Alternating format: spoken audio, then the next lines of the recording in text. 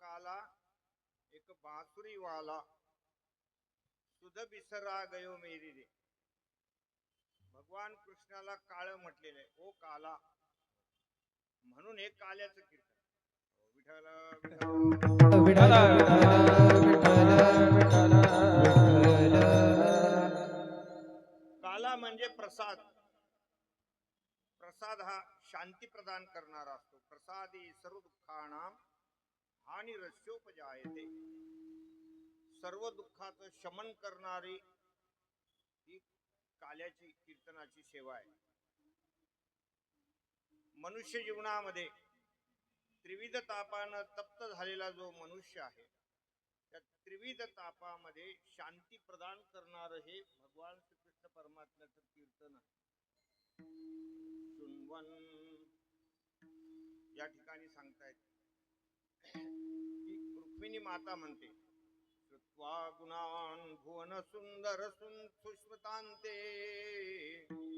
श्रुत्वा गुणान् भुवन सुंदर सुन्वतान्ते. निर्विश्य कर्ण विवरैर्हरतो तापम. रूपम दृशां दृशिमतामखिलार्थलाभम.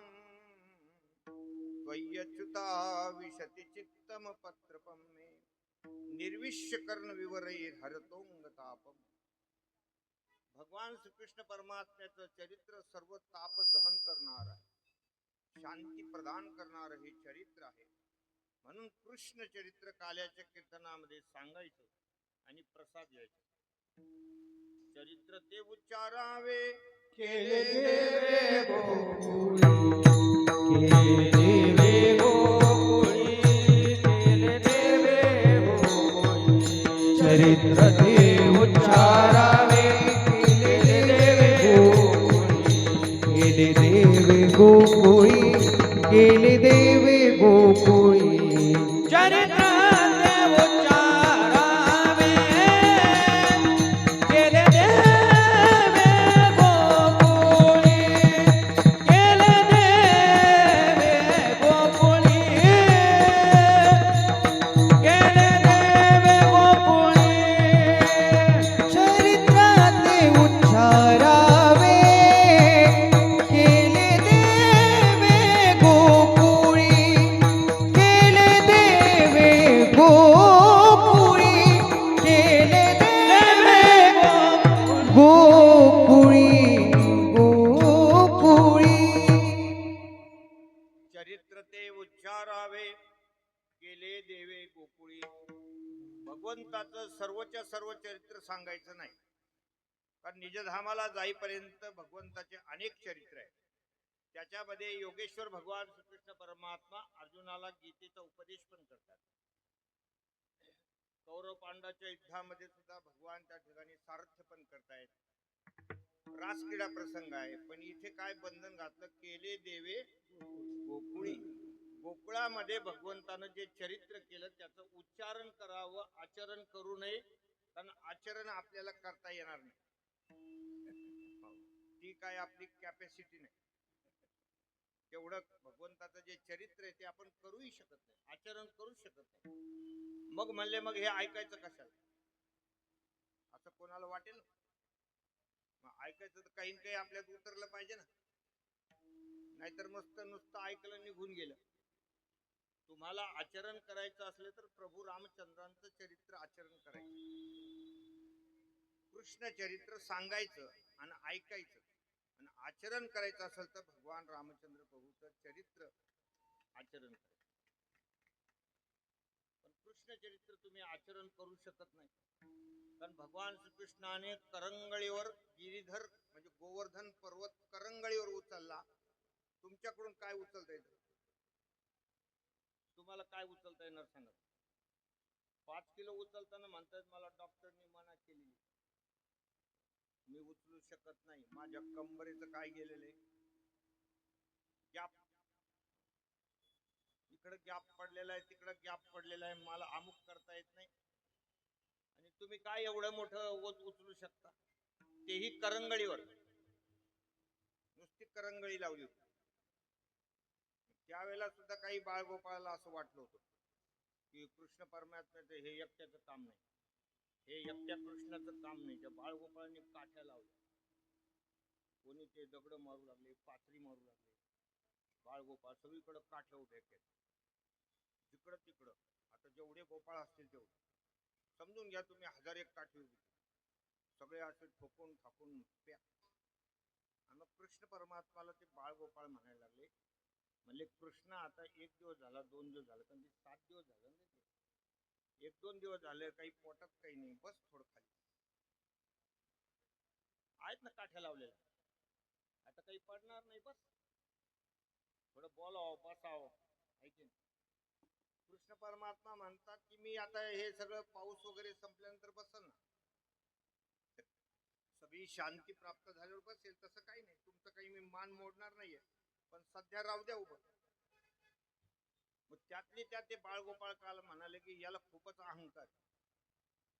हे मोठ्या घरचं लेकरू, मोठे जे लेकरच असे राहतात. पाटलाचं पोर होतं ते, म्हणजे तुम्ही जरांगे पाटलाकडनं का जाऊ बरं. हा आपला कीर्तनातला विषय. अरे हे फार अहंकारी आहे म्हणल्या. याला काय वाटतं की मीच खरोखर गोवर्धन पर्वत उचलला. आणि मग भगवान कृष्ण परमात्म्याला आग्रह करायला लागले, बस रे म्हणले, लय हे दाखवू नको आम्हाला, बस थोडा वेळ. ठीक आहे म्हणले, तुमचं म्हणणं आहे तर करतो. मग भगवंतांनी जी करंगळी आहे एवढा एक कांड फक्त खाली केला, थोडस असं केलं, जसं असं आहे ते असं केलं.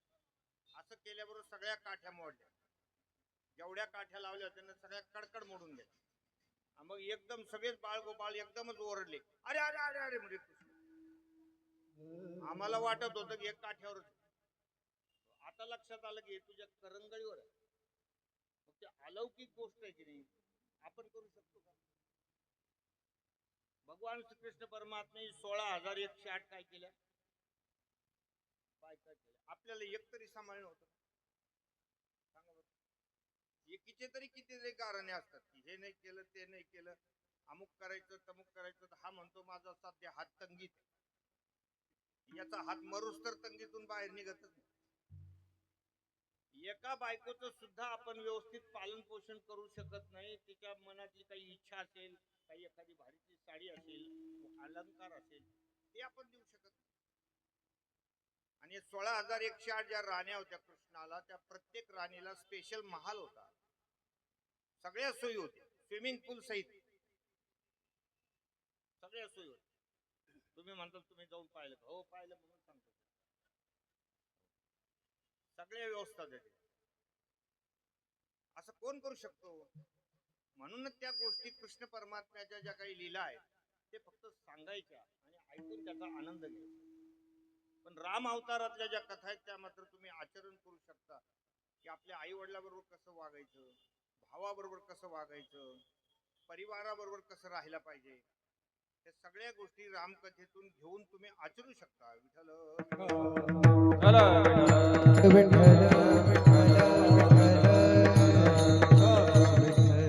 तसं या अभंगामध्ये जे वर्णन केलेले की कृष्णाला गोकुळामध्ये जन्म झाला असं वर्णन केलेलं. पण तसं भगवान श्रीकृष्ण परमात्मा हे कारागृहामध्ये प्रगट झालेले, मथुरेला प्रगट झाले. मथुरेमध्ये देवकीच्या उदरामध्ये ते प्रगट झाले, चतुर्भुज रूप धारण केलं. चतुर्भुज रूप आता त्या सगळ्या कारागृहामध्ये तेज पाळतो, सगळा प्रकाशच प्रकाश. आणि ते दैदिप्यमान डोळे असे दिपले होते बघताना. आणि वसुदेव देवकींना ते दर्शन दिलं.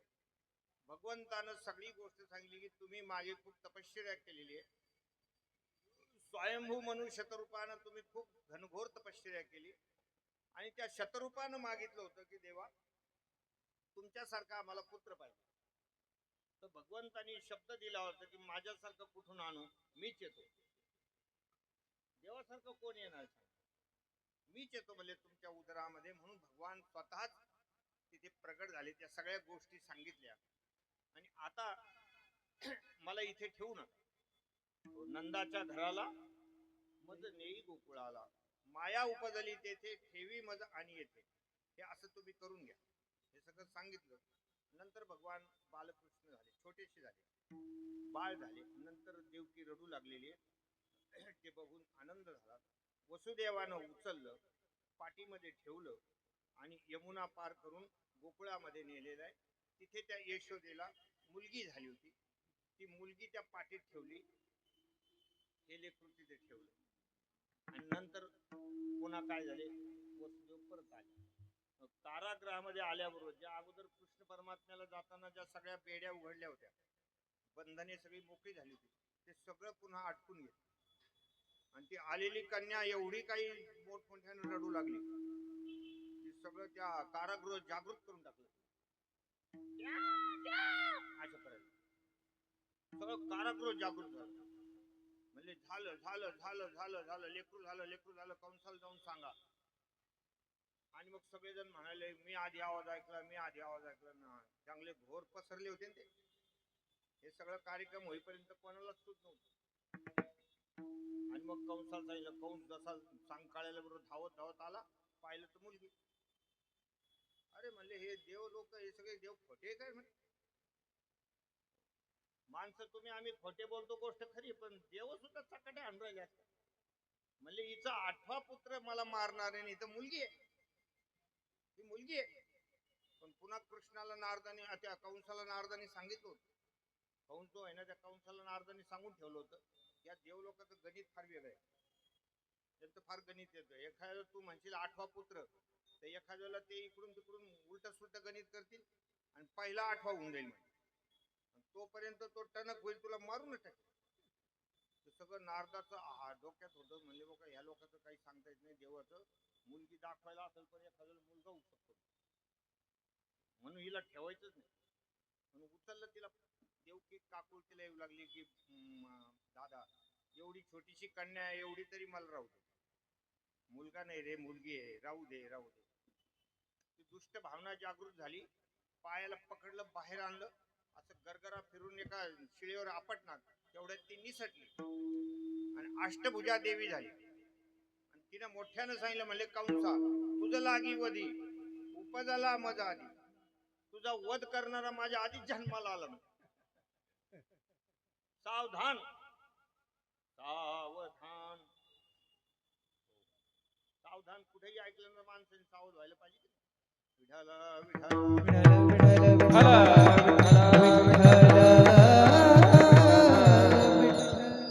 मग ज्यावेळेला तिनं सांगितलं त्यावेळेला कंसाचं धाबदन आणलं. आणि मग कंसाच्या कानावर जी बातमी आली, ती बातमी या अभंगाच्या पहिल्या कडे. कृष्ण गोकुळे जन्माला, कृष्ण गोकुळे जन्माला,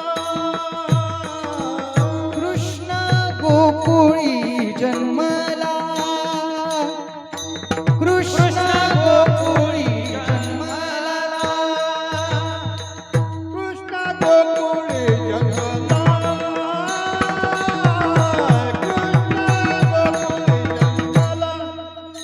जन्माला कृष्ण गोकुळी जन्माला, जन्माला कृष्ण गोकुळी जन्माला, दुष्टा कळकाप सुटला, होता कृष्णाचा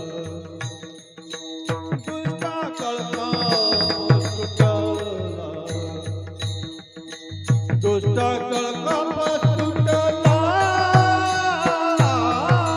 होता कृष्णाचा अवतार.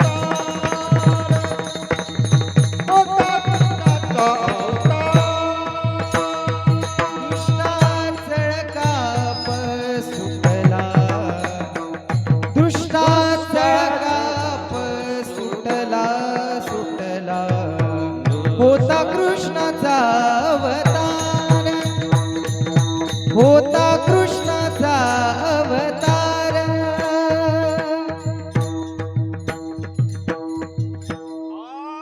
दुष्टा चळकाप सुटला, सुटला, दुष्टा चळकाप सुटला, सुटला, दुष्टा चळकाप सुटला, होता कृष्णाचा अवतार.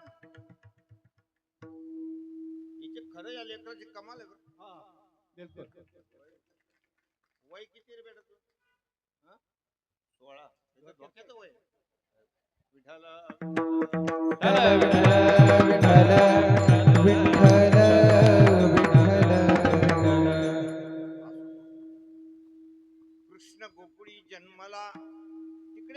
श्रीकृष्ण परमात्म्याला ठेवलं, त्यांना कोणाला माहिती नव्हतं. यशोदालाही कळालं नाही की काय झालं. मग असं कधी घडत असतं का? म्हणून हे सगळं दिव्य चरित्र आहे. यशोदाला मुलगी झाली गोष्ट खरी, पण झालेली कळू नये म्हणजे काय? एक अजबच कथा आहे ना, आश्चर्यकारक कथा आहे. तिला काही लक्षात आलं नाही. मग इकडं कृष्ण परमात्म्याला ठेवलं, भगवान रडायला लागले, लहान लेकर जसे रडतात तसं. आणि मग यशोदेला जाग आली आणि मग महाराज सगळ्यांना आनंद झाला. सगळ्यांना आनंद झाला. गोकुळामध्ये जिकडे तिकडे आनंदाचं वातावरण तयार झालं, कारण नंद बाबाला बऱ्याच दिवसापासून लेकरू नव्हतं. पुत्र हिनस्य मे राज्यम सर्व दुःखाय कल्पते. नंद बाबा फार मोठे होते, अधिकारी होते आणि श्रीमंती होती, खूप श्रीमंत. काही काही लोक म्हणतात 9 लक्ष गायी त्यांच्याकडे होतात. कुठेकडे ग्रंथामध्ये 1 कोटी गायी नंद बाबाकडे होत्या. मला एका जणांनी सांगितलं एवढ्या गायी गोकुळात कशा बसल्या. काही लोकांचे भलते डोके सुपर. मला एक मनुष्य म्हणला की हनुमंतरायाने जे काही मुद्रिका दिली होती प्रभू रामचंद्रांनी, आणि ती कुठे नेली? लंकेमध्ये नेली. तर मग त्यांनी तर चिलटासारखं रूप घेत होतं, मस्तक समान रूप कपिधर. म्हणले मग मुद्रिका कुठे ठेवली? ऐके नाही डोकं. हो, मुद्रिका कुठे? म्हणलं बाबा त्याच्यातच लिहिलेलं आहे, प्रभू मुद्रिका मेली मुख माही, जलधी लागी गये अचरज नाही. काही पण म्हणले, एवढंस चिलट त्याच्या तोंडात कस काय मुद्रिका बसत आहे? म्हणलं बाबा त्या टायमाला चिलट जरा भारी होतो. आता जसे माणसं किरकोळ झाले ना, आधी लोक लय भारी होते, आपले वडील आजोबा लय भारी होते. आपण आता किरकोळ होत चाललोय, चहा पिऊ पिऊ. तसं त्या टायमाला कमीत कमी फुटभर तरी चिलट असेल, असं धरून चालायचं. विठाला विठाला विठ्ठल विठ्ठल विठ्ठल विठ्ठल. तिकडे सगळ्या गोकुळामध्ये एवढा आनंद झाला महाराज, एवढा आनंद झाला. भगवान जन्माला आले, भगवान जन्माला आले. वयाचे शेवटी झालं होतं, वैशेचे शेवटी असं म्हटलेलं. जैशी एकची वेवांदोटी, मग ते मोहाची त्रिपुटी वाढू लागे.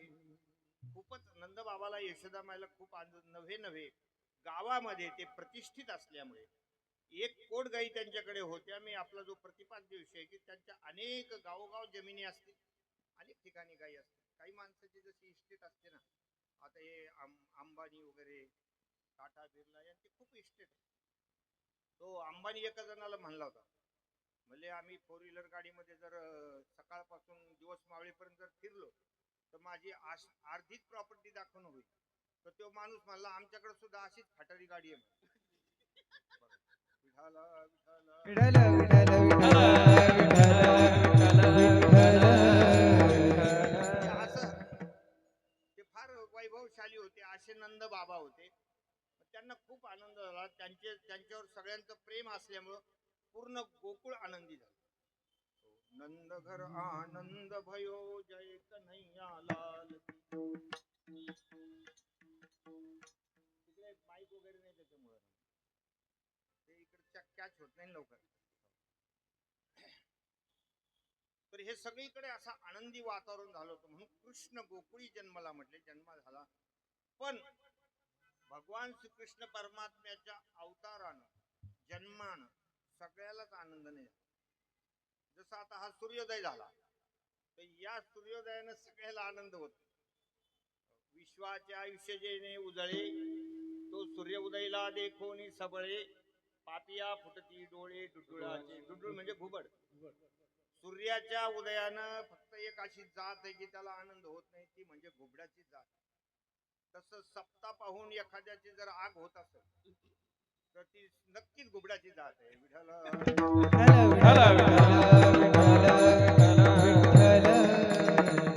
म्हणजे काही गोष्टी सगळ्यालाच आनंद होत नाही. कृष्ण अवतारानं, कृष्णाच्या प्रागट्यानं सगळ्यांना आनंद झाला नाही. जसं चोराला दिवस उगवलं की दुःख होत. जगाची सुख पहाट चोरा मरणाहुनी निकृष्ट, का दुधाचे काळपुट होय व्याळी. या ठिकाणी चोरट्याला पहाट झालेली अजिबात आवडत नाही.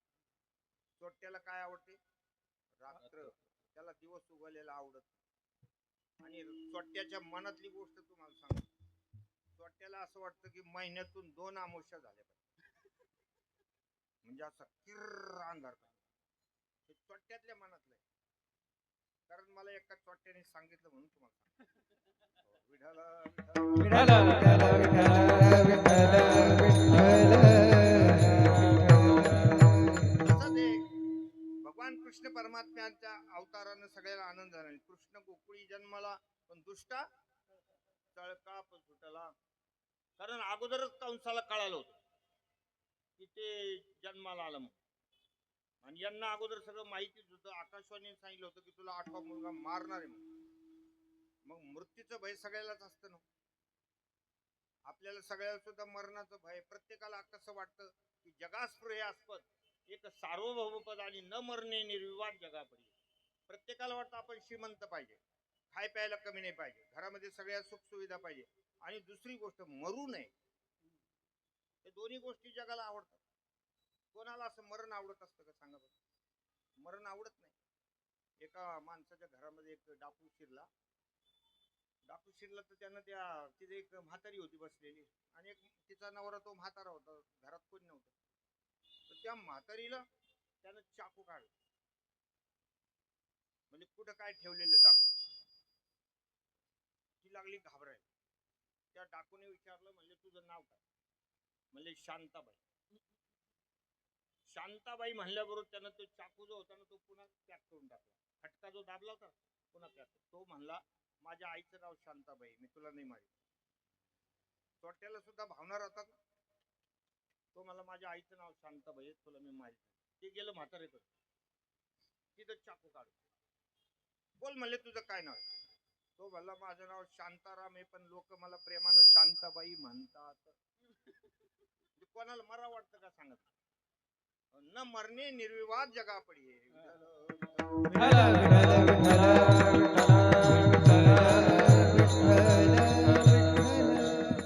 अशा प्रकारचं कोणाला मरणाची भीती वाटत नाही. कंसाचं धाबदान आणलं, आणि कंसानं ठरवून घेतलं की आता या माझ्या वैऱ्याचा काटा काढायचा, वैऱ्याला जिवंत ठेवायचं नाही, असं ठरलं.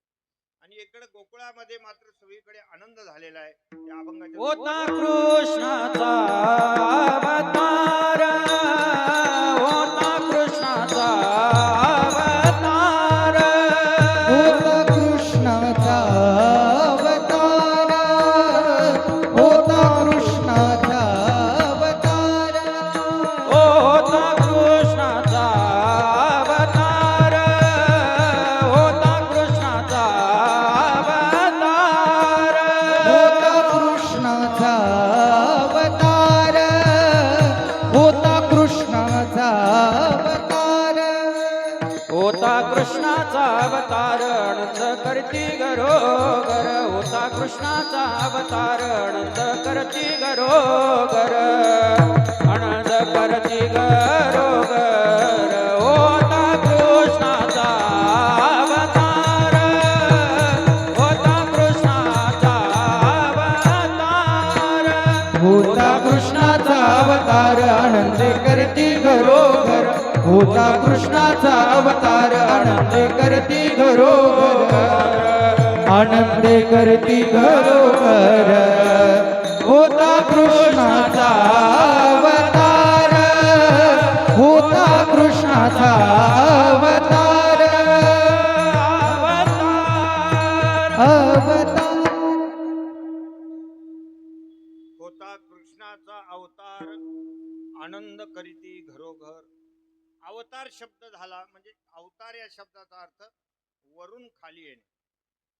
हे जे शुद्ध ब्रह्म आहे हे मायेचा आधार घेऊन हे तसं खाली येत असतं जगत कल्याणासाठी, ते कार्य करण्यासाठी. परित्राणाय साधूनाम विनाशाय च दुष्कृताम धर्म संस्थापनार्थाय संभवामि युगे युगे. यदा यदा हि धर्मस्य ग्लानिर्भवति भारत अभ्युत्थानम धर्मस्य तदात्मानं सृजाम्यहम्.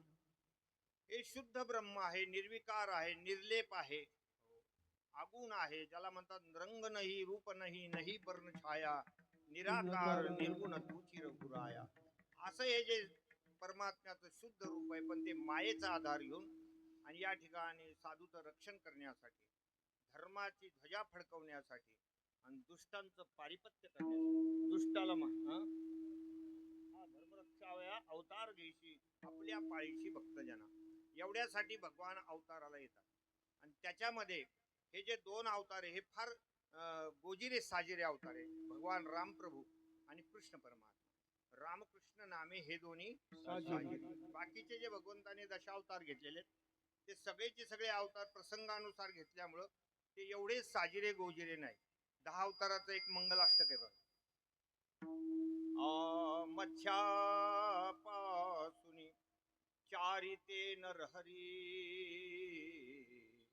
पर्यंत झाले कृती, त्रेती वामन परशुराम तिसरा, श्रीराम सीतापती, ऐसे हे अवतार 7 मगतो, द्वापारीचा 8वा, श्रीकृष्ण कलिमाजी बौद्ध 9वा, कलकी पुढे 10वा. असं हे मंगलाष्टक आहे. इथं काही लग्न नाही तर आपण शुभमंगल सुद्धा म्हणलो. इथं काही लग्न नाही, पण कमीत कमी जीवशिवाचं तर लग्न आहे की नाही. आपण जीव आहोत आणि परमात्म्याचं आपलं हे लग्नच लागलेलं आहे. म्हणून म्हणा शुभमंगल सावधान. आपलं सुद्धा हे लग्नच आहे. विठ्ठल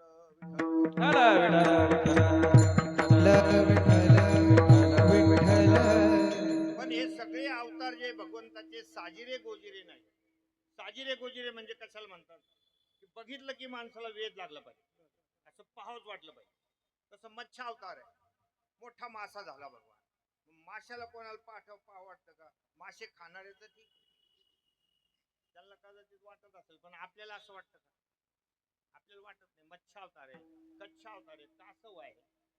ते तेवढं ऍक्टिव्ह ज्याला म्हणतात ते तसं नसतं. ते कामापुरतं भगवंताने घेतलेले समुद्र मंथना करता. मच्छा अवतार आहे, कच्छा अवतार आहे, वराह अवतार आहे. वराह म्हणजे डुकराचं रूप घेतलं. मग डुकराला पाहून कोणाला आनंद होतो का?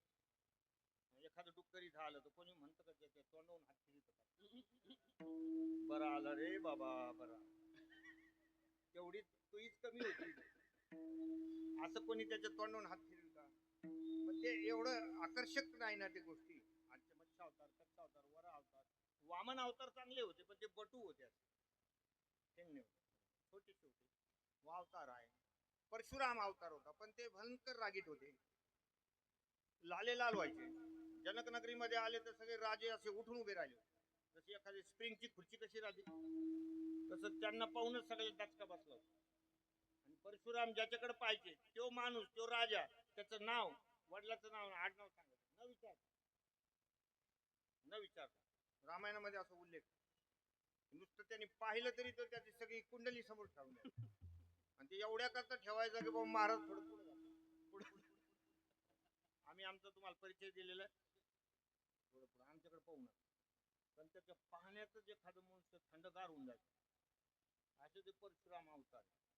म्हणून त्या अवताराला साजिरे गोजिरेपणा एवढा नाही, ते फार क्रोधाविष्ट होते. असे भगवंताचे जे दशावतार आहेत. नृसिंह अवतार आहे. नृसिंह अवतारामध्ये कोणाची हिंमत त्यांना बघायची? सगळ्याला दरारून घाम फुटला ते पाहून त्यांनी जसं ओढलं महाराज त्या हिरण्यकश्यपाला संध्याकाळच्या टायमाला असं टाकलं मांडीवर, फाडलं त्याला. आणि फाडल्यानंतर सुद्धा पुन्हा असे पंजे मारित होते पोटामध्ये. त्यावेळेला त्या आकाशवाणीद्वारे त्यांना विचारलं, देवा परमात्मा तुम्ही मारलं ना त्याला, तो खतम झाला ना, आता मरून गेला ना, पुन्हा काय लावलंय? म्हणजे दणादण हाणायचं काम. काय पाहू राहिले म्हणजे तुम्ही पोटात? म्हणजे मी हे पाहू राहिलो की माझ्या भक्त प्रल्हादासारखं एखादं पुढे बीज आहे का म्हणून, त्याच्यासाठी मारतो मी त्याच्या पोटात. की राक्षस कुलामध्ये एवढा मोठा भक्त निर्माण झाला. एवढं ते आवेशात होते, कोणाची हिंमत नव्हती. प्रत्येकाला वाटलं लक्ष्मी मातेला सांगू म्हणून सांगितलं, म्हणजे तुमचे मालक लय रागात आहे, तुम्ही येतात जा. पण काही लोकांना असा गैरसमज असतो, बायको समोर माणूस थंडगार होऊन जातो. बाहेर बरे ऑफिस मध्ये भलते आरडत राहते, पण घरात आलं की म्याव असे राहते. असं त्यांना लोकांना वाटलं की आता हे देव तिथं नक्कीच लक्ष्मीला पाहून थंड होत. म्हणून म्हणले तुम्ही या बाबा तुमच्या मालकाला जरा थंड करा, लई रागात गाडी आहे, एवढा लेट डोळे केलेत लाल लाल. लक्ष्मीला वाटलं हा मला पाहिलं काय, मी फक्त जाऊन एवढंच म्हणा अहो असं काय, असं म्हटलं की ते थंड होणार. हिलाही वाटलं होतं थोडं. जसं तिनं पाहिलं ते मूर्छा येऊन पडली खाली. लोक म्हणले हिलाच ऍडमिट करायची पाळी आली. ते एवढं रागीट अवतार होतं. फक्त प्रल्हादाला बघून ते शांत झाले, नाही तर फार कठीण होत. म्हणून भगवंताचे हे जे दोन अवतार राम आणि कृष्ण, भगवान रामचंद्र प्रभूला वैराणी जरी बघितलं तर त्याला वाटायचं बघतच राहावं.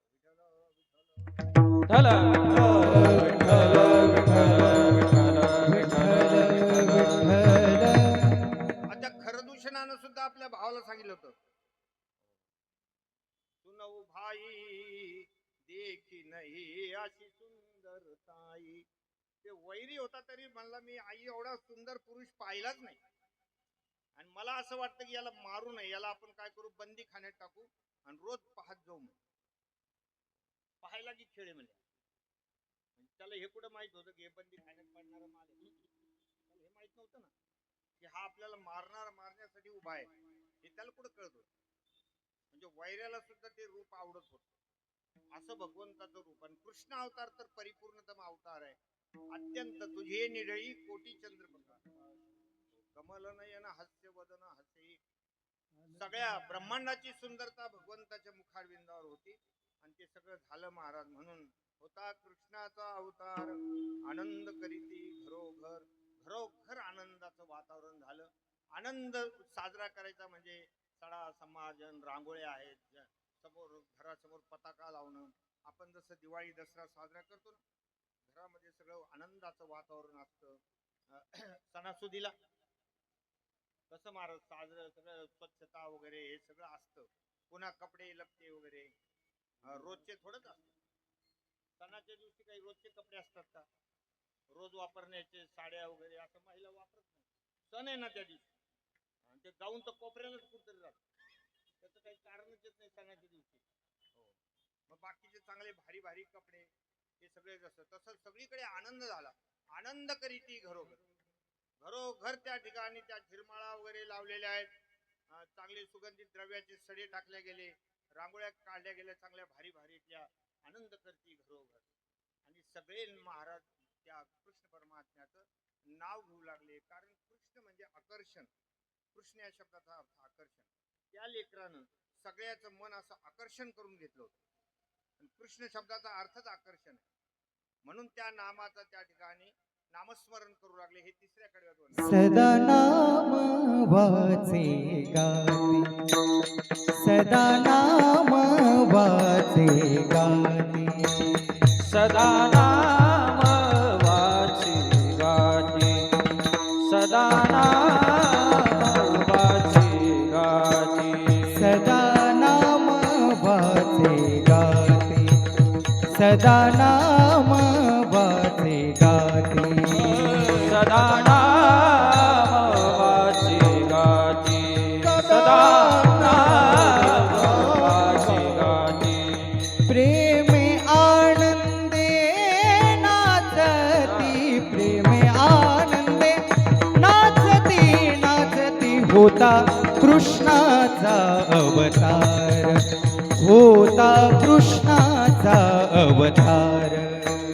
प्रेमे आनंदे नाचती, प्रेमे आनंदे नाचती, होता कृष्णाचा अवतार, होता कृष्णाचा अवतार.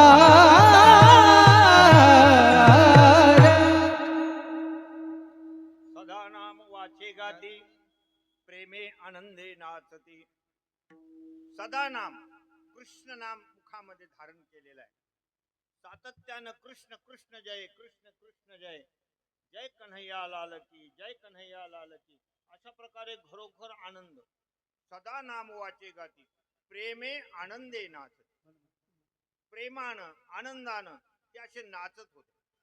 ज्याप्रमाणे वारकरी मंडळी आहे भगवत प्रेमामध्ये आनंदाने हे नाचत असतात. तुम्ही दिंड्यामध्ये कधी आलात का? दिंडीमध्ये माऊलीच्या सोहळ्यात वगैरे येऊन बघा की वारकरी लोक कशी नाचतात. दिवसभर चालून चालून थकलेले, पण मुक्कामाचं गाव जवळ आलं ना तर त्यांना जास्त अवसर येत. एवढे थकलेले असतात तरी पण ज्ञानोबा तुकाराम, ज्ञानोबा तुकाराम, ज्ञानोबा ज्ञानोबा तुकाराम. अशा प्रकारे जे प्रेमानं आनंदानं नाचत असतात. गायनाचे मोडे आपुलिया छंदे गायनाचे उडे आपुलिया छंदे गायनाचे मुळे आपुलिया छंदे गायनाचे मुळे आपुलिया छंदे हो गायनाचे उडे आपुलिया छंदे गायनाचे उडे आपुलिया छंदे गायनाचे मुळे आपुलिया छंदे गायनाचे मुळे आपुलिया छंदे मनाच्या आनंद आवडीने मनाच्या आनंद आवडीने मनाच्या आनंद आवडीने गायनाचे उडे आपोलिया छंदे गायनाचे उडे आपोलिया छंदे पुढे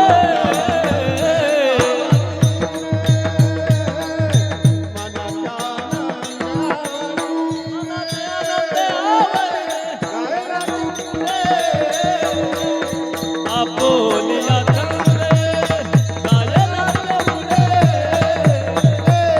आपोलिया छंदे आपोलिया छंदे आपोलिया छंदे गायनाचे उडे. गायन करायचं, चाली म्हणायच्या, नाचायचं, असं त्या ठिकाणी ठेका धरू धरू फुगडीमध्ये सुद्धा नाचतात. फुगडी चालू असली तर नाचतात की नाही सांगा तुम्ही. महिलांची फुगडी असो, पुरुषांची फुगडी असो, त्याच्यात नाचतात. आनंद असतो, तो आनंद उत्सव आहे.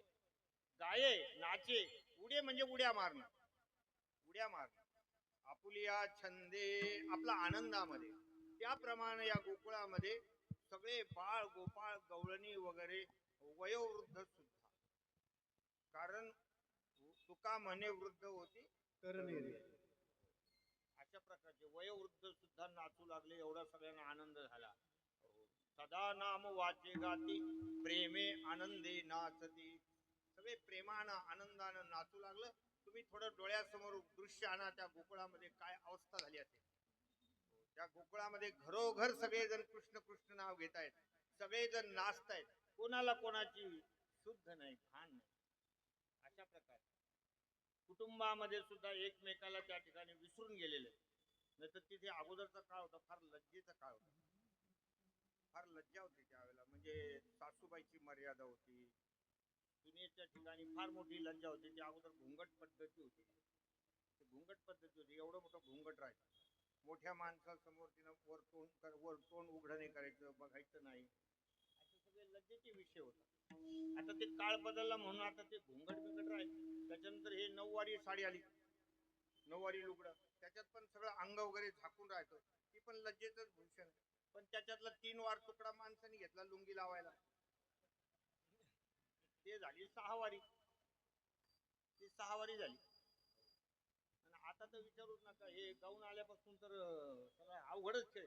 त्याला घुंगटच नाही. बिन माय बापाचं लेकरू आहे ते.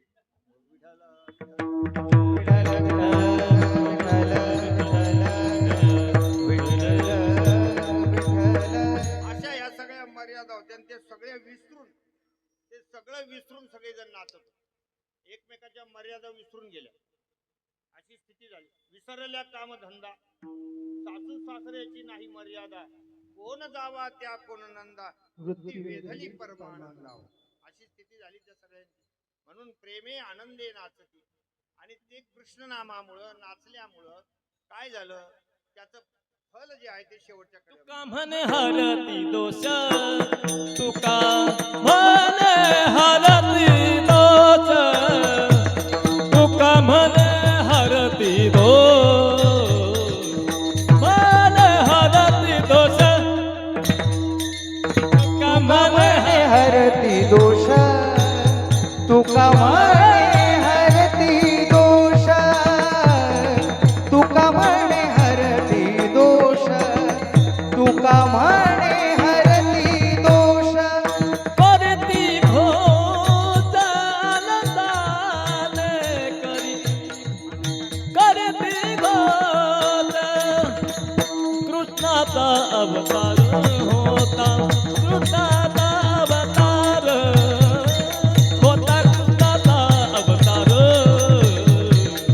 कृष्णाचा अवतार आनंदाने करती घोष आनंदाने करती घोष घोष होता कृष्णाचा अवतार होता कृष्णाचा अवतार होता कृष्णाचा अवतार होता कृष्णाचा अवतार आनंद करती घर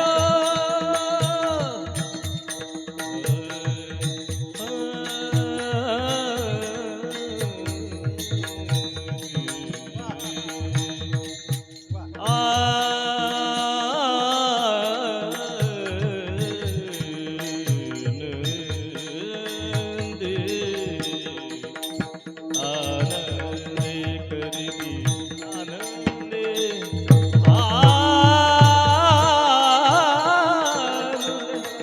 आनंद करती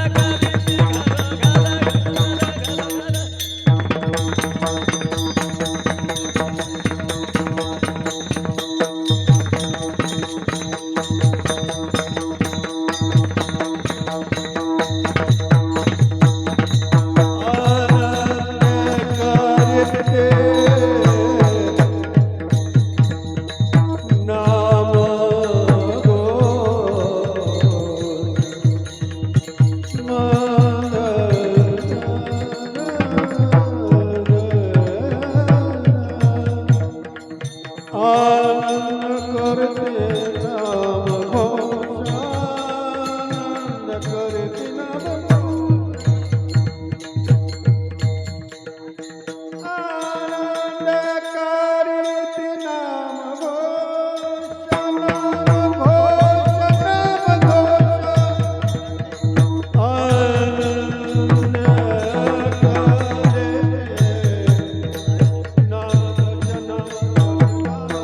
आनंद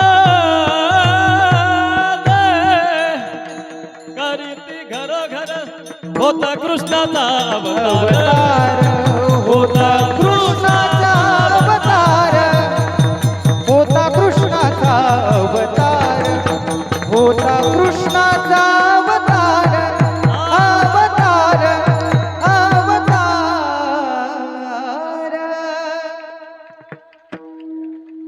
बघा याला म्हणतात आनंदाने धरती घोष नाचे गाये गाण्यामध्ये फार मोठी शक्ती आहे पण आपल्याकडे कसं आहे, वेळेची मर्यादा आहे नाही तर त्यांनी सांगितलं तो उचल म्हणून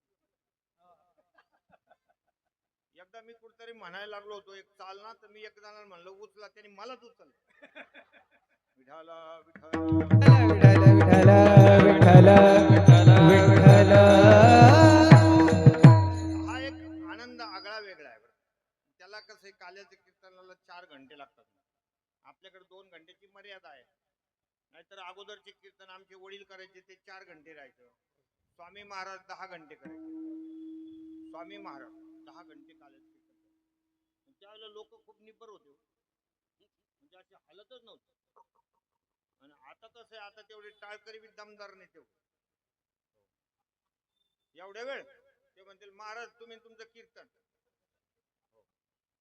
अशी गोष्ट आहे ना ऐकणारे सुद्धा एवढे दमदार राहिले नाही मग 2 घंट्यात किती लोक पाय पुढं करते असे काही कोणी आळ्या पिळ्या देत एकदा ते एक रात्री माझं कीर्तन एक म्हातारं मधूनच उडलं, चला पडा आता.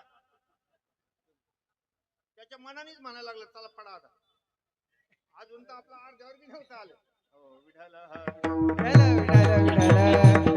विठ्ठल विठ्ठल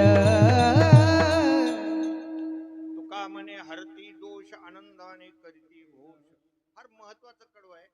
आनंदानं तुम्ही भगवंताच्या नामाचा घोष करा. घोष म्हणजे जय जयकार. भर्जनम भवबीजानाम अर्जनम सुख संपदाम तर्जनम यमदूतानाम राम रामेति गर्जनम. गर्जना करा, घोष करा. काही माणसं म्हणतील हळू म्हणल्याने काही देवाला ऐकू जात नाही. एखाद्या चिटी के पैर में घुंगरू बजता है वही अल्लाह सुनता है. काही लोकांचे सुपेरियर डोके भगवंताला सगळं ऐकू जातं, मग मोठ्याने घोष करायची काय गरज. त्या घोषामध्ये फायदा असतो.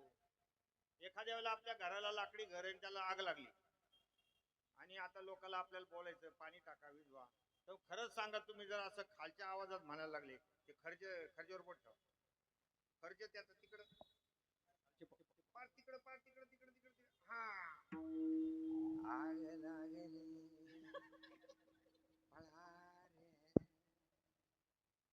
पाणी कोण ऐकल, कोण ऐकाल रिकामं आहे असं. तुम्ही कोणता प्रसंग आहे, आग लागली ना तुम्हाला मोठ्या आवाजात बोलावं लागेल. तार सप्तक मध्ये त्यावेळेला लोक धावून येतील. म्हणजे घोषाला फार मोठं महत्व आहे. तुम्ही मोठ्यानं जे पुंडलिक वरदा म्हणतात त्याला फार मोठं महत्व आहे. हो, घोषाला महत्व आहे. जसं आता एखादी आई असते, तान्ह लेकरू आहे, त्याला न्हाऊ घातलेलं आहे, सगळं केलेलं आहे, पाळण्यामध्ये निजवलेलं आहे. ज्या वेळेला ते उठतं झोपेतून त्यावेळेला ते सुरुवातीला एकदम मोठ्याने रडत नाही. सुरुवातीला ते स्वर लावित असतात.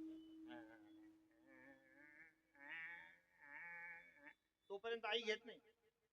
आई आपली कामं करीत असते. तिला काय वाटतं चालली अजून रिरी रिरी रिरी अजून असं चालले. पण जर का लेकरांनी मोठ्याने टाहो फोडला आई लगेच सगळे काम बाजूला ठेवते, आधी कोणाला घेते. अशाचा फायदा आहे आवाजाचा, गर्जनेचा फायदा आहे.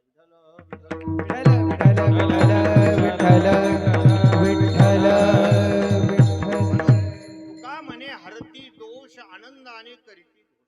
कृष्ण नामाचं स्मरण, कृष्ण नामाचा घोष ज्याच्या कुटुंबामध्ये आहे त्याच्या कुटुंबामध्ये कुठलंच दोष राहत नाही. ना वास्तुदोष राहत नाही, ना पितृदोष राहत नाही. आता जे लोक भरकटू लागले आमच्याकडे अमुक दोष आहे, आमच्याकडे तमुक दोष आहे, आणि किती लोक तोडगे ताडगे सांगतात तिकडे फिरतात. त्यांनी आम्हाला सांगितलं नागनारायण बळी करा. अरे भावात भगवान घरामध्ये कृष्ण नाम घ्या, घोष करा. तुम्ही काहून इकडे तिकडे खर्च करू राहिले. घेणं देणं कंदी लावून येणं, येड्याच्या खिशाला 3-3 पिणं.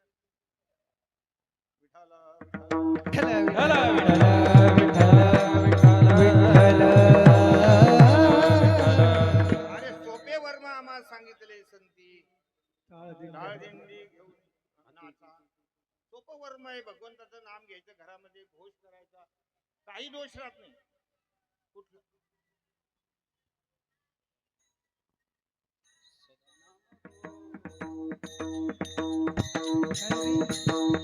सदा नाम घोष करू हरि कथा. सदा नाम घोष करू हरि कथा. तेने सदा चित्त समाधान हो, तेने सदा चित्त समाधान.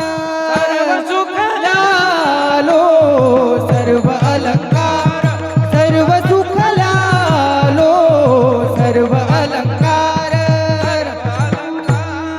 सर्व अलंकार. प्रमाण बरोबर आहे.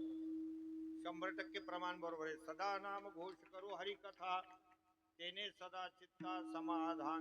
आपला चाललेला विषय ते बरोबर प्रमाण. सदा नामस्मरण करा, भगवंताचं नामाचा घोष करा. तुकोबारा सांगतात तुका म्हणे हरती दोष. सगळेच दोष आले त्याच्यामध्ये. आता कोरून कारून इकडे तिकडे दुसरे काही धरायचं नाही. जेवढे तुमच्याकडे असतील, काही तुमच्या अंगात असलेले दोष पड्या. काही माणसं स्वतःच दोषी राहतात ना. माणसं म्हणतो तुम्हाला दिसायला असं दिसतो पण लई फडीच आहे, लई खोडीच आहे. त्या सगळ्या खोड्या बंद होऊन जातात. कोणताच दोष राहत नाही. अशा प्रकारचं हे साधन आहे आणि या अभंगाचा असा अर्थ आहे की तुका म्हणे हरती दोष आनंदाने करीती घोष होता कृष्णाचा अवतार आनंद करीती धरोघर. एकदा मोठ्या प्रेमानं नामस्मरण करायचं. थोड्याशा वेळामध्ये आपण भगवंताच्या लीला सांगणार आहोत, कारण आपण एक टोक राहिलेले सांगायचं.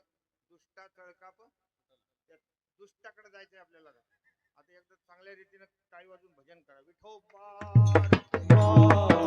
विठोबार कुमारी विठोबार कुमारी विठोबार कुमारी विठोबार कुमारी विठोबार कुमारी विठोबार कुमारी विठोबार कुमारी विठोबार कुमारी विठोबार कुमारी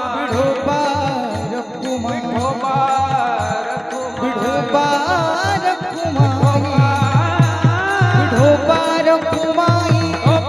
कुमारी विठोबार कुमारी विठोबार कुमाई विठोबार कुमाई विठोबार कुमाई विठोबार कुमाई विठोबार कुमाई विठोबार कुमाई विठोबार कुमाई विठोबार कुमाई कुंडली कमरनार विठ्ठल ज्ञानदेव तुकाराम बालकृष्ण भगवान की जय. कृष्ण गोकुळी जन्मला दुष्टा चळकाप सुटला होता कृष्णाचा अवतार आनंद करीती घरोघर सदा नाम वाचे गाती प्रेमे आनंदे नाचती तुका म्हणे हरती दोष आनंदाने करीती घोष. अभंग तसा छोटासा आहे, पण आपल्या हृदयावर कोरून ठेवण्यासारखा अभंग. आपल्या जीवनामध्ये आनंद असावा, आपल्या जीवनामध्ये दुःख नसावं, आपलं सुखी असावं, पण असं जर वाटत असेल तर हा अभंग घरामध्ये रोज म्हणत जा. भजनी मालिकेमध्ये आहे, गाठ्यामध्ये आहे आणि कितीतरी लोकांच्या पाठ पण आहे. आज आम्हाला तुम्हाला भजनी लोकांना काही सांगावं लागलं का? तुम्हाला पुढचं कडवं काय आहे काय नाही काही सांगण्याची गरज नाही, कारण त्यांच्या पाठ आहे. आणि असा पाठ्याचा अभंग घेतला तर ते भजनी लोक खुश होऊन जातात. ते म्हणतात महाराज आपल्या आटोक्यात आहे. हे सगळं सोपं अभंग. इतकं सगळं सोपे आहे की एवढा अभंग तुम्ही ठेवत जा जवळ, संग्रही ठेवा, रोज म्हणत जा. तुमच्या घरात कोणतेच दोष राहणार नाही. पण आम्ही तुम्हाला कोणतंच तोडगं सांगणार नाही की हे पिंपळाचं पान घ्या आणि तिकडून असं त्याला हे फिरवा आणि पुढं मधाचं बोट लावा, हे आम्ही तुम्हाला सांगणार. आम्ही तुम्हाला महादेवाला जा म्हणू, पण महादेवाला मधाचं बोट लावा, इकडून काळे मिरे टाका आणि इकडून लवंगा टाका, हे आम्ही कधीच म्हणणार.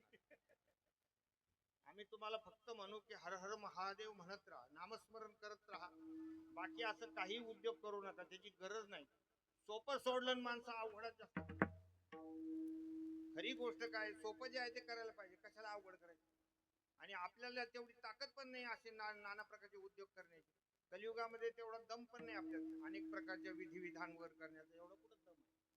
हे करा ते करा ते करा. प्रत्येकाची भावना कशी असते, सोपं पाहिजे. जसं औषध पाहिजे, आजार गेला पाहिजे, आणि औषध चांगलं पाहिजे, गोड पाहिजे. औषध गोड पाहिजे. कोणी घरून ना घरी आणून दिलं तर अजून चांगलं, आणि पुन्हा फुकट असलं तर बघायचं.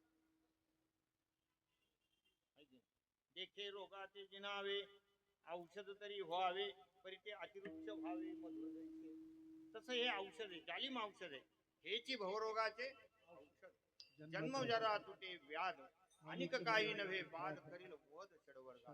हे इतकं जालिम औषध आहे भगवंताचं नामस्मरण की हे जन्म मरणाचं दुःख खंडित करू शकतं. तुमची हे चिगुरमुगुर दुःख आहे. संसारातले जे दोस्त ते असे चिगुरमुगुर आहे, चिल्लर आहे त्या गोष्टी. कुठं म्हणले माझ्या मुलीचं लग्न जमाना, कुठं म्हणले मनासारखं वागत नाही, कुठं म्हणले आम्हाला पैसाच कमी पडू राहिलो, कोणी म्हणतं मा नवरात लई गरम आहे, असं काही काही चिटूर मिटूर गोष्टी. त्या गोष्टीला काही महत्व नाही. तुम्ही नामस्मरण करता, मोठं दुःख घालणारं हे साधन आहे. बाकीचं हा बरोबर आहे. तेने पिढा पारे ब्रह्मण सगळी काळा जेने पिढा वारे, हे अशा प्रकारचं हे साधन आहे. म्हणून महाराजांनी सांगितलेलं आहे की का म्हणे हरती दोष आनंद आणि करती भोज. भगवान कृष्णाच्या अवतारानं कंसाचं धाबदन आणलं. कंसानं मिटिंग घेतली की याला आता या माझ्या वैऱ्याला कोण मारणार आहे, कोण मारणार आहे, कोण पैजेचा विडा उचलणार. मग तिथे पहिल्यांदा पुतना नावाची जी होती त्यांची बहीण ती राक्षसीन, तिनं विडा उचलला म्हणजे मी मारते. तर तिनं त्या ठिकाणी आपल्या स्तनामध्ये हलहल विष लावलं आणि ती गोकुळामध्ये आलेली आणि मायावी रूप तिनं धारण केलं, अत्यंत सौंदर्यशाली, जशी रंभा, मेनका, उर्वशी. हे जे मी नाव घेतले हे कोणाचे नाव आहेत? तुम्ही पाहिल्या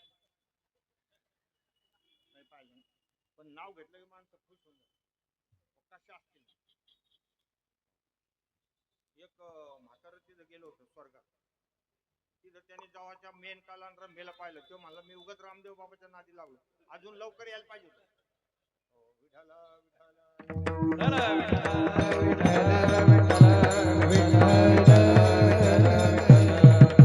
पुतना अत्यंत सुंदर रूप धारण केलं आणि गेली तिथे यशोदेच्या घरामध्ये. यशोदेला वाटलं मोठ्या घरची बाई दिसते, हे स्वरूप होतं तिचं. सगळी महागडी सागडी भले दागिने, अंगभर दागिने होते. ते काय महाराज, या या या या कोण कोण म्हणजे मला ओळखलं नाही. म्हणजे मी नाही ओळख, मी तुझी बहीण ना, मी तुझी बहीण. यशोदा तर खजिलच झाली, म्हणले हिला कधी आपलं लग्न कार्यात पाहिलं नाही, कुठं पाहिलं नाही, आणि ही बहीण म्हणते ती आपलं नुसतं पाहून झालं. मग म्हणले उगत कशाला आपण जास्त हे करावं, उगत ती म्हणून मी इकडं असं नातं तसं नातं. हो बाबा चांगलं झालं, बऱ्याच दिवसांनी आल्या, बसा. तुझ्या लेकराला पाहायला आले. तिला काय वाटलं यशोदेला की माझं लेकरू आत्ता नाऊ घालून झोपलेलं आहे आणि ह्या बाईची नजर लागली. थोडा वेळ बसा म्हणे, ते उठलं की तुम्हाला मी दाखवतो. पण कृष्ण परमात्मा पाळण्यात पडल्या विचार करू लागले, बोहणीचं गिराईक. बोहणीच्या गिराईकाला नाट नाही लावलं पाहिजे. हे आता पहिलं आलेलं आहे. म्हणून भगवान रडायला लागले. भगवान रडायला लागले तर ती पुतना म्हणते खोटं बोलते, लेकरू झोपलेलं म्हणते खोटं बोलते, जाग आहे म्हणले ते. वा, मनामध्ये दुष्ट भावना होती, चटकन उठली, पाळण्यात ओढली आणि जसं भगवंताचं रूप पाहिलं तर पाहिली आवे धलावी पैसे जीवी जडवून. तिला समाधी लागली ना, भाव समाधी लागली. तिला काही कळायला तयार नाही की मी आतापर्यंत कधी बघितलंच नाही. आता भगवान कृष्ण परमात्मा म्हणायला लागले की तुला मी समाधी देणार आहे, पण थोडं थांबून, तुला कायमची समाधी देतो, आता नाही. मग तिची पुन्हा त्याला दुष्ट भावनेवर भगवंताने आणलं, उचललं. तिनं उचललं. भगवान विचार करायला लागले, हे नंद बाबाचं माझ्या आई वडिलांचं घर आहे, इथं जर हिनं शरीर टाकलं ते घर पडून जाईल आणि कशाला चांगल्या घराचं नुकसान करायचं. म्हणून तिला आपल्या शक्तीनं, परमात्मा शक्तीनं तिनं प्रांगणात आणलं. तिला चांगलं मोकळ्या मैदानामध्ये आणलेलं. तिनं आपलं स्तनाला लावलं कृष्ण परमात्म्याला. भगवान कृष्ण परमात्मा जसं स्तनपान करू लागले तसं त्यांनी डोळे झाकून घेतले आणि डोळे झाकून भगवान विचार करायला लागले, ही माझी आई होऊन आलेली आहे, मला स्तनपान करवतो. आईच करत असते ना स्तनपान. आई होऊन आलेली, हिला कोणती गती द्यायला पाहिजे. लेभे गतिम धातृचितांततोन्यं कम्मा दयालुं शरणं व्रजे. अवोबकीयं स्तनकालकूटं जिघांसया पादयदप्यसाधिः लेभे गतिं धातृचितांततोन्यं. ही माझी आई होऊन आलेली, मला आईला मी जी ती गती देणार तीच मला हिला द्यावी लागेल. म्हणून भगवान डोळे झाकून विचार करायला लागले. पुन्हा डोळे झाकून भगवान महादेवाचं ध्यान करू लागले की भगवान महादेवा, हे विष पिण्याचा उद्योग आमचा नाही बरं. विष प्यायला मी इथं आलेलो नाही. आणि तुम्ही समुद्र मंथनामध्ये तुम्ही काय पिले होते? विष पिले होते. म्हणजे तुमचा कार्यक्रम आहे तो तुम्ही येऊन ते करून टाका. सुरुवातीचा जे विषाचा कार्यक्रम आहे ते तुम्ही उरकून द्या. भगवान महादेवाला त्या ठिकाणी त्यांचं ध्यान करताय.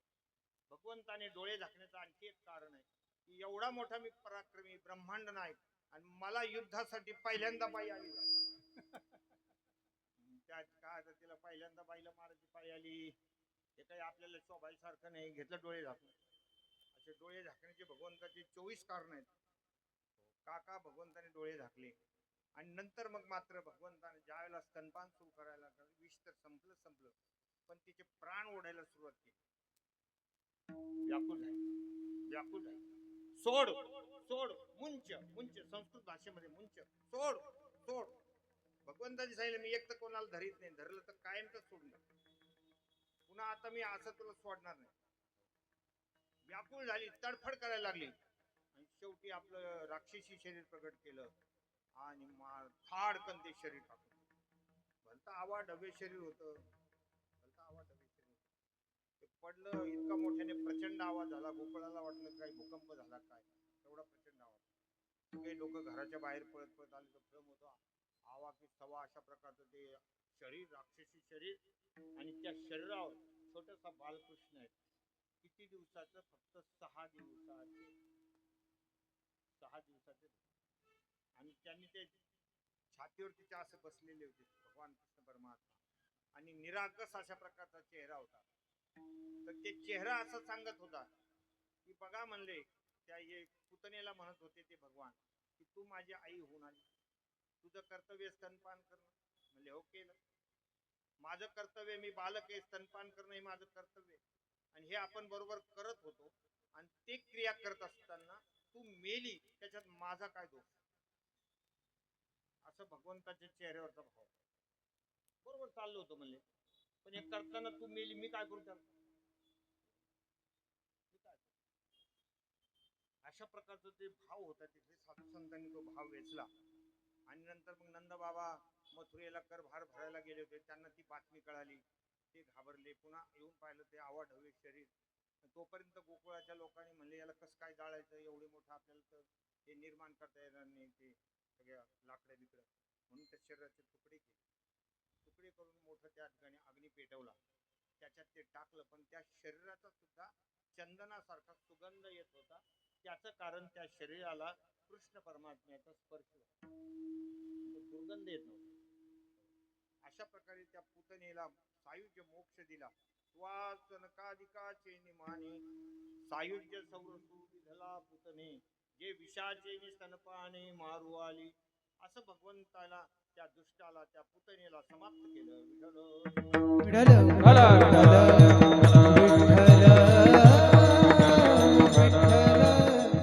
आणि पुतणेला फार मानत होता कंस, कारण तिच्या जीवावर बरेच काही कार्यक्रम त्याने आखले. हे फार पराक्रमी होती ना ती.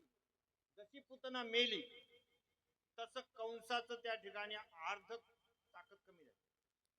अर्धी ताकद. आपण म्हणतो ना, अरे आपला उजवा हात येतो, उजवा हात आहे म्हणजे ते गेलं की माणसाला काय होतं, अरे कमी झाली ताकद. जसं एखाद्या निवडणुका असला, कोणी फुटलं मग ते म्हणतात अर जरा धोक्याचं शिकणं, काही सांगता येणार नाही कोण निवडून येईल. तर ते ताकदी कमी नाही झाल्या पाहिजे ना. ही माझी किती मोठी ताकद होती, ही मरण पावली. कंस घाबरून गेला. पुन्हा त्यांनी राहून राहून मीटिंग सुरू केली. याला बोल, त्याला बोल, त्याला बोल, असं सांगायला सुरुवात केली.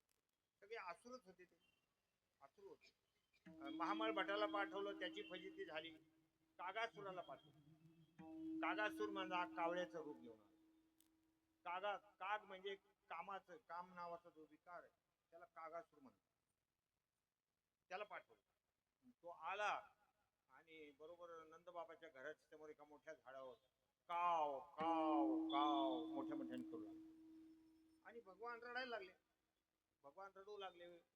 काही केल्या राहीना. यशोदा माता म्हणते बाबा तुला काही खाऊ देऊ का, हे देऊ का? नाही, काहीच नाही. काही केल्या राहिलं त्या.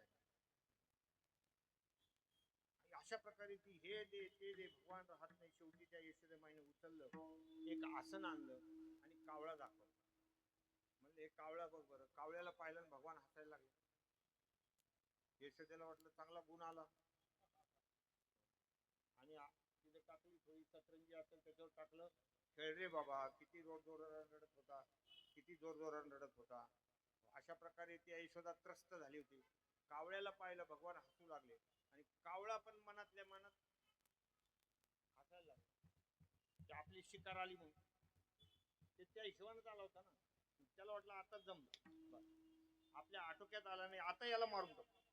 म्हणून त्या कावळ्यानं भगवान कृष्ण परमात्म्यावर झडप घातली. झडप घातल्याबरोबर भगवंताने त्याचे पंख पकडले. पंख पकडले, त्यानं उचलला, आकाश मार्गे न्यायला लागला, असे पंख उपटून टाकले. पंख उपटल्याबरोबर धाडकन ते खाली पडले. राक्षसी देह प्रगट केला. म्हणून काग वगैरे ठा मारिले बाळपणी, अवघी दैत्य खाणी बुडविली. कागासूर, बकासूर, रिठासूर लहानपण नुघडता बाळपणीची फुली, जेने मी अदानवी सृष्टी केली, करीगिरी धरुणी उमलली महेंद्र महिमा. कालिंदीचे हृदय शल्य फेडिले, जळत गोकुळ राखिले. अशा प्रकारच्या त्या ओव्या धाव्या. तर भगवंताने अगदी छोट्या अवस्थेमध्ये हे मोठे मोठे बलाढ्य राक्षस मारून टाकले. हा कागासूर म्हणजे काम आहे, बकासूर जो आहे तो लोभ आहे, बकासूर. आणि हा रिठा जो आहे हा क्रोध आहे. आणि तिन्ही आसूर आपल्या इथे, आपल्या या शरीरामध्ये तिन्ही आसूर ठाण धरून बसलेले. काम क्रोध तथा लोभ तस्मात देतत्रयम त्यजेत.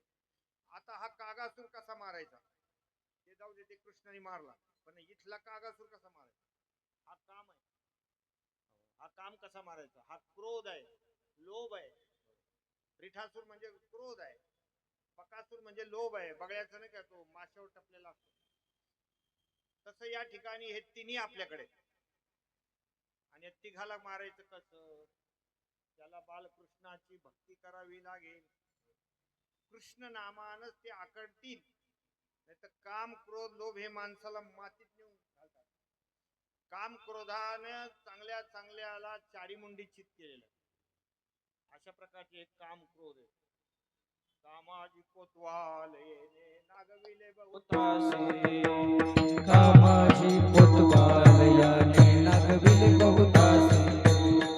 हरिहराची अमृते हरिहराचे अमृते तो भय नाही त्यासी. यमदग्नी दुर्वासनाडिले महान जमदाग्नी दुर्वासनाडिले महान ऋषी. क्रोधाई क्रोधार तोही मिळाला त्यासी. जोहार माय बाप जोहार मी काया पुरीचा. जोहार माय बाप जोहार मी काया पुरीचा. जोहार माय बाप जोहार मी काया पुरीचा. जोहार माय बाप जोहार काया पुरीचा. कामाजी कोतवालयेने नागविले बहुतासी. हरिहराची अप्रूपे तो भय नाही त्यासी. हरिहराची काय महाराज हा काम आहे. जमदग्नी दुर्वा, जमदग्नी ऋषीला क्रोधानं पछाड. जमदग्नीला किती क्रोध, दुर्वासाला किती क्रोध, तसंच आपल्याला सुद्धा या काम क्रोधानं पछाडलेलं आहे.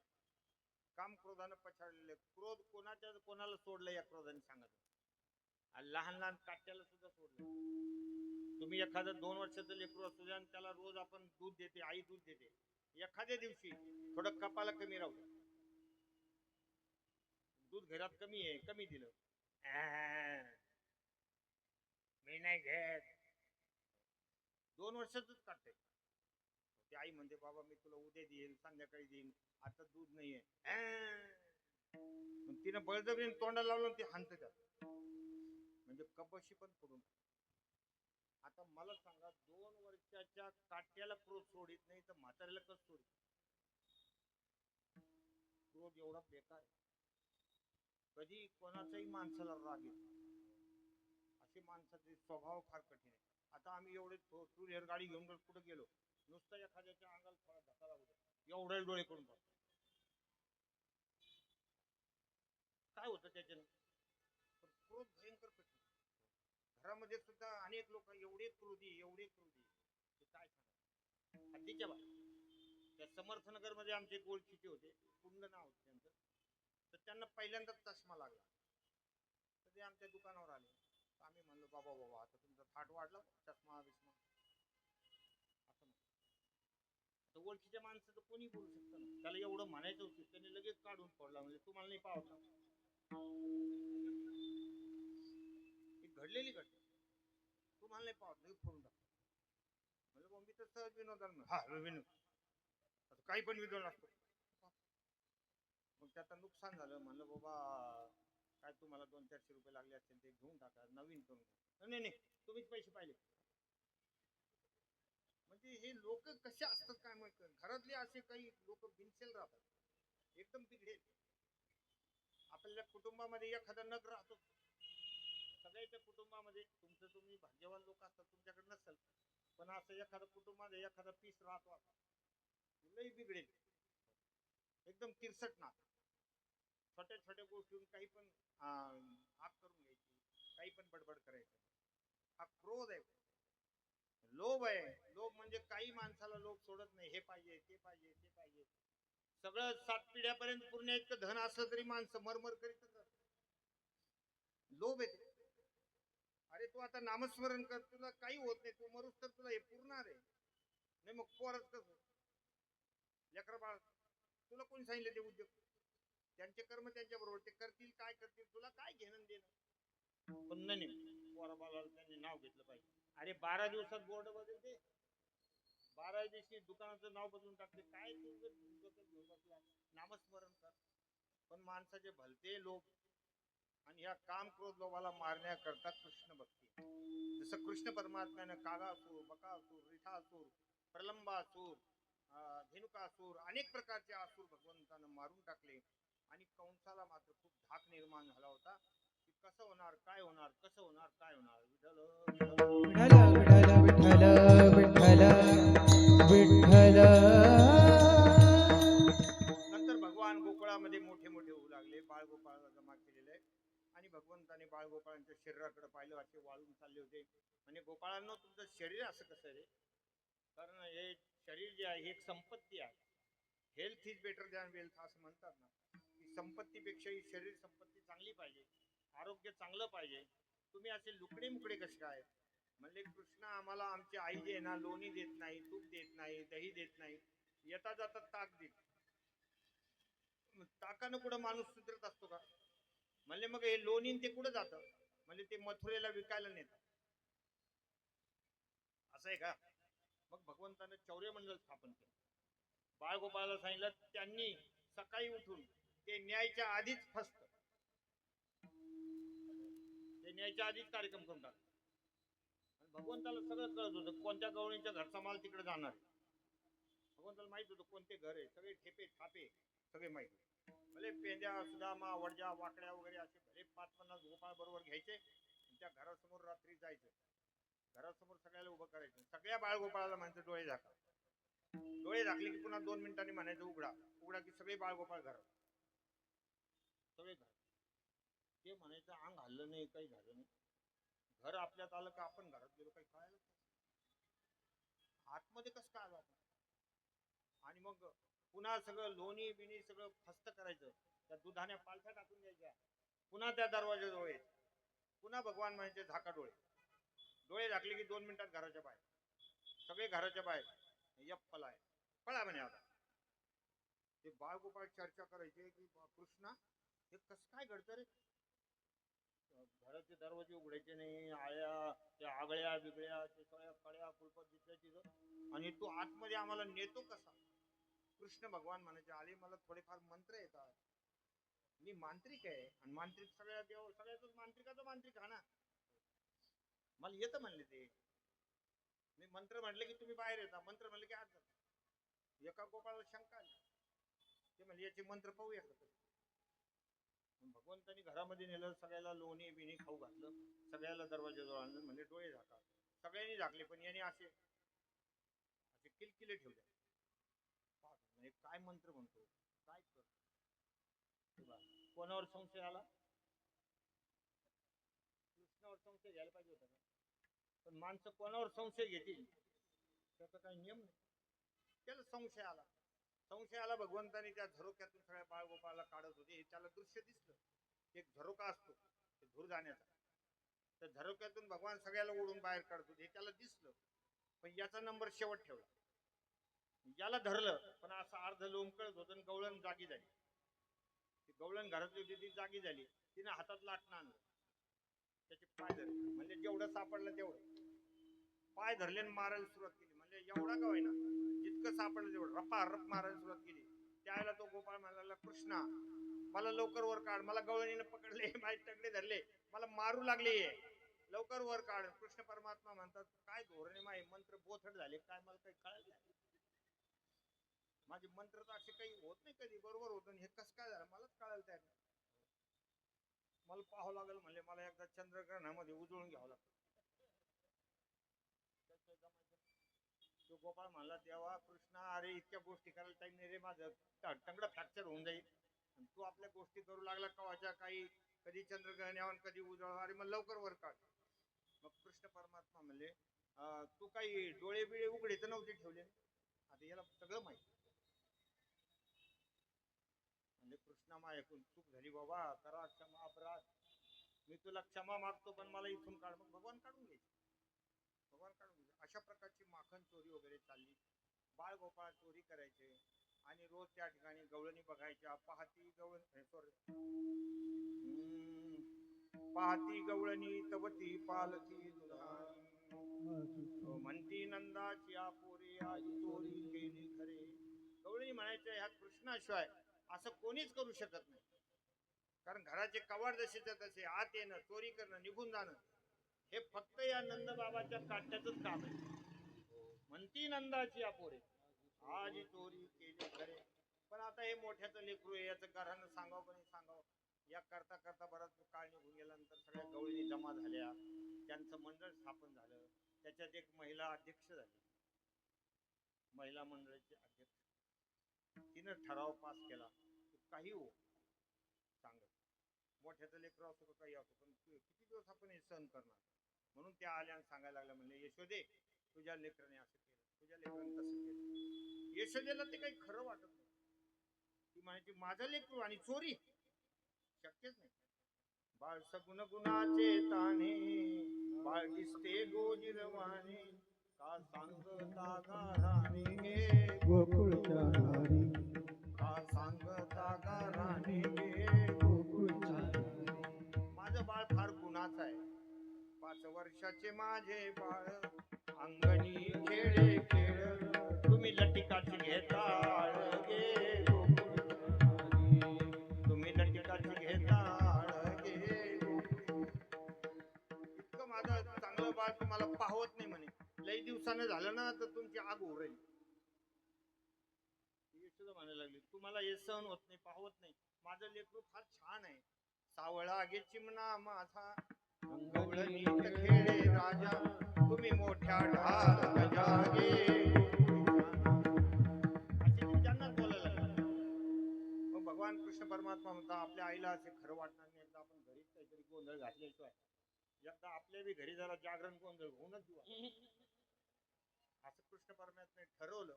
आणि एके दिवशी यशोदा मैया दधिमंथन करत होती. भगवंतानं तो हे धरला महाराज, तो रवी धरला. कृष्ण दही लोणी यायचा वेळ म्हणजे सोड रवीचा हात, हरी रे करू म्हणले ना, मला तू मांडीवर घे, मला तू मांडीवर घे. म्हणजे अरे घेते बाबा, पण तू आता माझं लोणी निघायची वेळ आहे. एवढा प्रयत्न केला, लोणी ते सगळं पांगून जाईल असं तसं नाही, मला घे. आणि भगवंताला मांडीवर घेतलं. भगवान बोबड्या बोबड्या शब्दात म्हणले, आई मी तुला किती आवडतो रे. कृष्णा काय बोलणं का, भाऊ आवडशी जीवापासून. अरे जीवापेक्षा तुझ्यावर माझं जास्त प्रेम आहे. आणि त्या घरामध्ये एक मोठ्या भगुन्यामध्ये दूध ठेवलेलं, चुलीवर अग्नी लावलेलं. भगवंतांनी सांगितलं, आता पेपर तपासून घेऊ, बहु आवडशी जीवापासून. पण आता कसं आहे, आता ही परीक्षेची वेळ आहे. भगवंतांनी अग्निनारायणाला हुकूम केला, जर वाढ, जसं आपण गॅसचं बटन वाढीलं मोठं होऊन जातं ना, तसं भगवंताच्या हातात ते बटन होतं. जसा अग्निनारायण वाढला तसं दूध उतू जायला लागलं. तसं यशोदा म्हणते, कृष्णा बाजूला हो, दूध उतू जायला लागलं, मला जाऊ दे, मला जाऊ दे. म्हणजे तू आत्ताच म्हणले ना, बहु आवडची जीवापासून. दूध मोठं का मी मोठं, म्हणजे तुझी बडबड ऐकायला मी रिकामी नाही. लगेच झिटकारून बाजूला केलं ना, आतमध्ये घेतलं. तोपर्यंत तर भगवंताने रवी घेतला, मारला मारा. हे मोठा डेरा होता तुमच्या सुतगिरींच्या एरिया एवढा. हे मोठा डेरा थंडीला सगळ्या घरात लोंढेच लोंढे, इकडे तिकडे लोणी, इकडे तिकडे सगळे गोळे लोण्याचे. बाळ गोपाळाला बोलवलं, सगळ्याला खाऊ घालू लागलं. इकडं यशोदा माया घरामध्ये गेली होती तर अग्निनारायणाला सांगून ठेवलं होतं दूध एक थेंब नाही राहिलं. तर दुधाला पण राग आला. दुधाला का राग आला म्हणले मी अगोदर चाऱ्याच्या रूपात होतो. चाऱ्याच्या रूपातून गाईच्या पोटात गेलो. गाईच्या पोटातून इथं आलो कृष्ण परमात्म्याच्या पोटामध्ये मला जागा मिळेल ह्या आशेनं एवढी मरमर करत आलो. आणि ह्या बाईनं मला चुलीवर ठेवलं. आता मी कृष्णाच्या पोटात जाणार नाही म्हणून रागारागात ते राहिलंच नाही. त्याने लगे आत्महत्या करून टाकली. थेंब सुद्धा राहिलं. इकडे यशोदा बाहेरून पाहते तर सगळीकडे धिगाणा. अरे म्हणजे आपलं लेकरू आता ध्यानात आले पडकर आहे म्हणून मग त्याच्यासाठी नवस केला गणपती बाप्पाला. सगळ्या गोष्टी पुढे अनेक कथा आहेत. आणि पुढे भगवंताच्या खोड्या ऐकून यशोदा माया कंटाळी. नंतर म्हणे कृष्णा तू आता शाळेमध्ये जा. म्हणजे मी शाळेमध्ये कशाला पाठवतो म्हणजे मी शाळेमध्ये तुला ज्ञान मिळेल, ज्ञानानं मुक्ती मिळेल. बरोबर ठेवा ते नाही ते दुसरं नका. कृष्ण त्वं पठ किं पठामि ननु रे शास्त्रं किमुज्ञायते तत्त्वं कस्य विभोसकस्ति भुवनाधीशश्च तेनापि किं ज्ञानं भक्तिरथो विरक्तिरनयः किं मुक्तिरेवास्तुते तद्ध्यादीमि भजामि मातुरुदितं वाक्यं हरे पात्वाहा. मी ज्या शाळेमध्ये जाणार नाही मला ते शाळेनं काय होतं म्हणजे ज्ञान मिळेल, मुक्ती मिळेल. मला म्हणते मुक्ती नको मी दही भात खायला आलेलो. मग म्हणले आपली वडिलोपार्जित शाळा आहे गाई राखण्याची ते करतो का म्हणले कबूल आहे. भगवान गाई राखू लागले. गाईचं रक्षण करायचं. बाळगोपाळाबरोबर खेळ खेळायचे. बाळगोपाळ खेळ खेळता दमून गेले. म्हणले देवा आम्हाला भूका लागलेल्या आहे. काही हरकत नाही झाली आता वेळ म्हणती आणा शिदोऱ्या. मग एक वटवृक्षाची खूप गडद सावली होती. मोठा वृक्ष होता. त्याच्या खाली बाळगोपाळाला जमा केलेलं आहे. प्रत्येकानं आपापल्या शिदोऱ्या सोडलेल्या आहे. भगवान मध्यंतरी उभे आहेत. कमरेला पंचा बांधलेला आहे. इथे एक वेणू इथे ठेवलेला आहे. एक वेताची छकाटी ती इथं धरलेली आहे. तुप मिश्रित गाईचं गावरान गाईचं तूप ते मिश्रित घास आपल्या हातामध्ये घेतलेला आहे. हातामध्ये घेतला डाव्या हातामध्ये. इथं लोणचे दाबले आणि तो काल्याचा प्रसाद. तोच प्रसंग. बाळगोपाळ प्रसन्न आहे. देवादिकानं गर्दी केली आहे. आपल्याला हा प्रसाद मिळेल असा तो आनंदाचा प्रसंग आहे. त्याचं वर्णन भगवान शुकाचार्य परीक्षित राजाला करतायत. बिभ्रद्वेणुं जठरपटयोः शृंगवेत्रे च कक्षे वामे पाणौ कवलं तत्फलान्यंगुलीषु तिष्ठन्मध्ये स्वपरि सुहृदौ आसयन् नर्मविश्वैः स्वर्गे लोके विशति भुजे यज्ञभुपालके कुंडली गवरदा. हरी विठ्ठल श्री ज्ञानदेव तुकाराम गोपाल कृष्ण भगवान की जय. माऊली ज्ञानराज माऊली महाराज ज्ञानेश्वर माऊली ज्ञानराज माऊली जय ज्ञानेश्वर माऊली ज्ञानराज माऊली ज्ञानेश्वर माऊली ज्ञानराज माऊली जय ज्ञानेश्वर माऊली ज्ञानराज माऊली महाराज ज्ञानेश्वर माऊली ज्ञानराज माऊली तुकाराम. भगवान श्रीकृष्ण परमात्मा बालगोपालाला हा जो काला देतात हा काल्याचा प्रसंग आहे. याच्यामध्ये जीव ब्रह्मैक्य काला आहे. जीवाच्या सगळ्या अवदशा संपून जातात. दुर्बळाची कन्या समर्थाने केली अवदशा निमाली दरिद्र्या. असं ते भगवान स्वतःमध्ये स्वतःचा आनंद प्रत्येकाला देतात. हा काल्याचा प्रसाद आहे. एकदा आपण थोडंसं भजन करू. दही हंडी फुटेल. सगळ्यांना जागेवर प्रसाद वगैरे मिळणार आहे. नंतर महाप्रसादाची सुद्धा योजना आहे. सगळ्यांनी या ठिकाणी हे पंचा वगैरे घेऊन या 2 मिनिटं भजन करत करत काल्याची हंडी फोडून घेऊन जा. श्री राधे गोविंद मन भजले हरि का बोला. राधे गोविंद मन भजले हरि का प्यारा.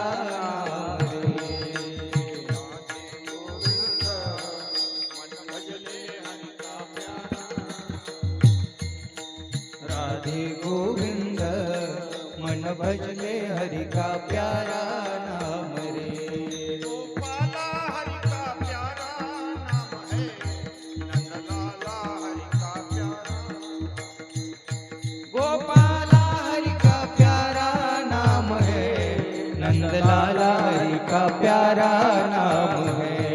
गोपाला हरि का प्यारा नाम है. नंदलाला हरि का प्यारा.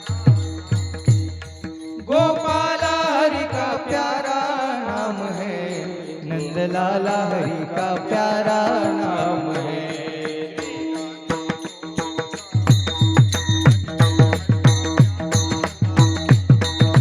राधे गोविंद मन भजले हरि का प्यारा नाम रे। श्री राधे गोविंद मन भजले हरि का प्यारा नाम रे। राधे गोविंद मन भजले हरि का प्यारा नाम रे। मन राधे गोविंद मन भजले हरि का प्यारा नाम रे। विठ्ठल जय जय विठ्ठल जय विठ्ठल जय जय विठ्ठल जय विठ्ठल जय जय विठ्ठल विठ्ठल जय जय विठ्ठल। शिंगे लागी अले दुरी होतो तिघाचे मी बरी तुम्ही भारे दोही कडे मुख पसरोनी गडे आवाजच्या दारा घ्या रे दोयीच्या कोपरा तुम्ही भारे